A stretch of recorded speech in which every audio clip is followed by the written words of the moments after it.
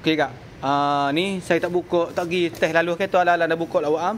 Test turun bearing yang akak kata bunyi bising ni. Tengok sebelah kanan ni. Buat bunyi ni. Ni bearing sebelah kanan bunyi. Tunggu masa terjabuk bearing. Buat bunyi sebelah kanan. Sebelah kiri mah. Tengok sebelah kiri tak bunyi. Sebelah kiri. Tengok. Sunyi je belah kiri. Belah kiri sunyi, memang tak ada bunyi. Sebelah kanan sahaja bunyi kuat. Akak dengar. Sebelah kanan ni. Tengok. Bearing sebelah kanan. Lepas tu brake pad ni dah tinggal 15%. Tunggu masa nak habis ni. Kalau yang ni pun sama. Nak rapat dengan besi. Tinggal 10% lagi yang ni. Sebelah kiri dia brake pad memang waset. Walaupun sebelah kanan dah habis, sebelah kiri pun wajib tukar. Cuma kena tukar ni.